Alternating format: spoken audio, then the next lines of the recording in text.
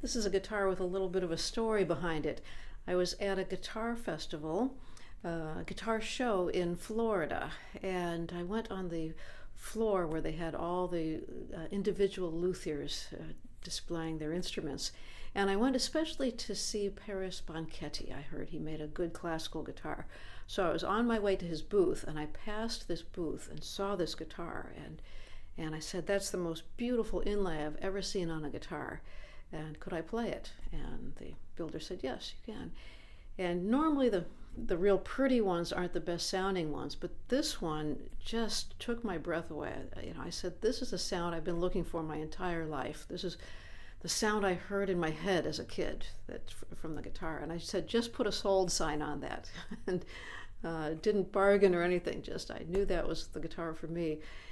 And so he did, and I said, "I don't know how I'm getting this guitar back to Nashville because I'm traveling with two guitars." And he said, "Well, I live in Tennessee." I said, "Well, that's great." And he said, "In fact, you may not remember, but I came to one of your workshops, and I was so inspired that I came home and I drew up the designs for this guitar." And he said, "This inlay here is a rose from my garden that reminded me of you." So I had no idea the guitar was built for me until I'd already bought it.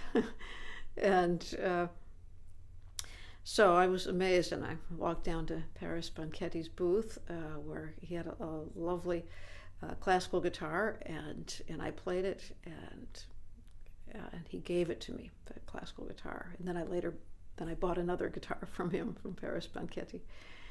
And then right adjacent to Paris's booth at the end of the hallway was a display of historic instruments.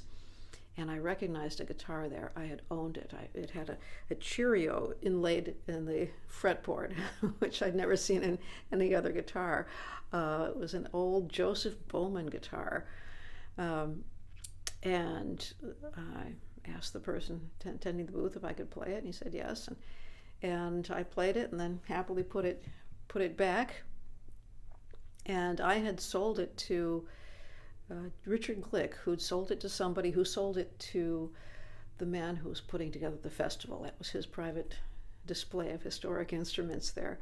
So it was interesting because that was a ladies' parlor guitar, and the one that I had just purchased was a ladies' parlor guitar. And I had no intent to buy a steel string guitar, let alone that model. But there it was. So I liked this guitar so much. When I got it back to Nashville, it still had the same magic. And so I asked for another guitar. So I had David Taylor, who built this. I asked him to build a twin. So now I have its twin now. So that I can take it out, and because it's a very special guitar to me, as you can see. So the tune that I just played on it, I call Hometown. So I hope you enjoyed it.